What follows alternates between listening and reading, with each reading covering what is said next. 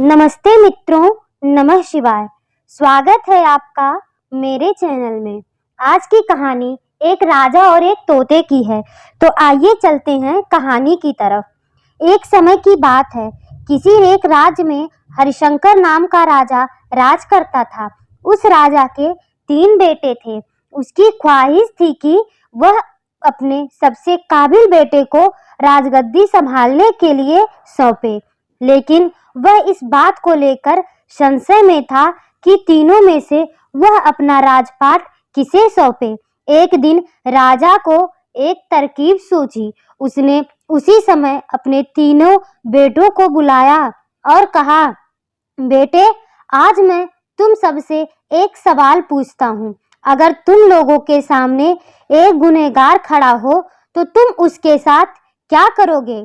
इस पर राजा के पहले बेटे ने कहा, उस अपराधी को सजाए मौत दी जानी चाहिए। वहीं दूसरे बेटे ने कहा, गुनहगार को काल कोठरी में बांध देना चाहिए। जबकि तीसरे बेटे ने कहा, पिताजी, हमें उसे सजा देने से पहले इस बात की जांच करनी चाहिए कि उसने सही में अपराध किया है या नहीं। इस पर राजा के तीसरे बेटे ने सभी को एक कहानी सुनाई। एक राजा था जिसके पास एक बुद्धिमान तोता था। एक बार उस तोते ने महाराज से कहा, मुझे अपने माता और पिताजी के पास जाना है।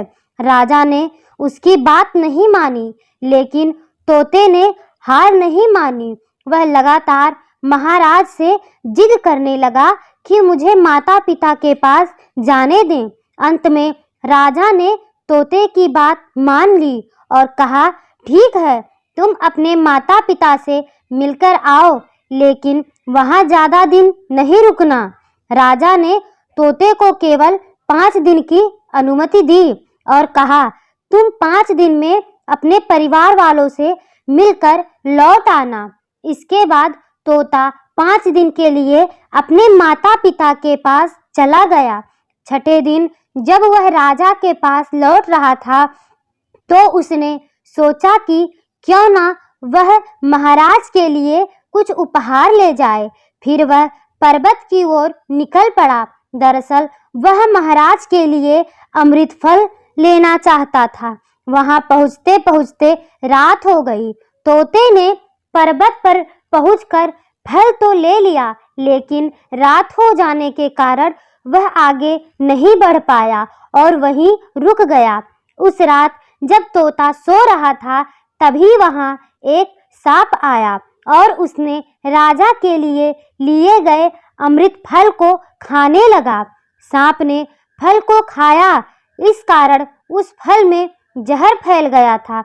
हालांकि तोते को इस बात की भनक तक नहीं लगी। अगली सुबह जब वह जगा तो फल लेकर महल की ओर चल पड़ा।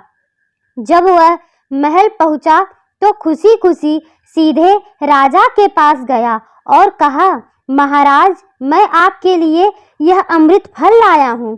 आप इसे खाएंगे तो सदा के लिए अमर हो जाएंगे। यह सुनकर राजा बहुत प्रसन्न हुआ। उन्होंने तुरंत उस अमृत फल को खाने के लिए मांगा। इस पर एक मंत्री ने कहा, जरा रुकिए महाराज, आप इस फल को बिना जांच किए कैसे खा सकते हैं? एक बार यह देख तो लीजिए कि तोते द्वारा लाया गया यह अमृत फल सही है या नहीं।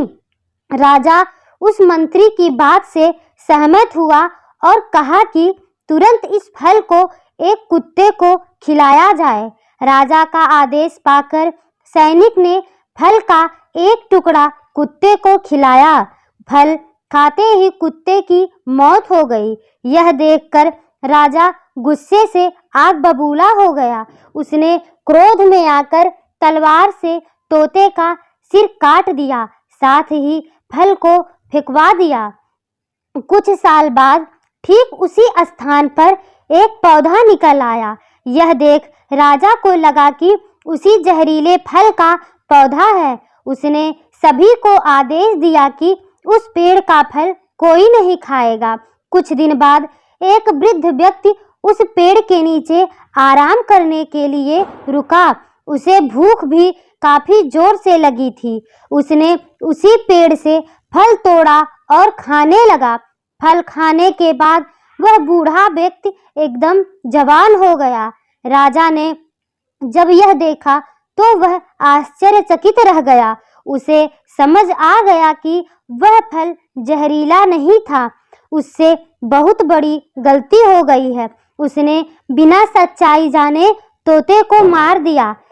इसे लेकर उसे काफी पछतावा भी था। इसके लिए वह मन ही मन दुख करने लगा और अपने को कोसने लगा। इधर तीसरे राजकुमार की कहानी खत्म होने के बाद राजा हरिशंकर ने उसे ही अपना उत्तराधिकारी नियुक्त किया। इसके बाद राज्य में जश्न मनाया गया। चारों तरफ खुशियां मनाई गई और राजा बहुत प्रसन्न हुए। इस कहानी से हमें यह सीख मिलती है कि हम कभी भी बिना जांच परख के और बिना सोचे समझे किसी को कोई सजा नहीं दे सकते हैं। आज की कहानी यहीं तक। धन्यवाद।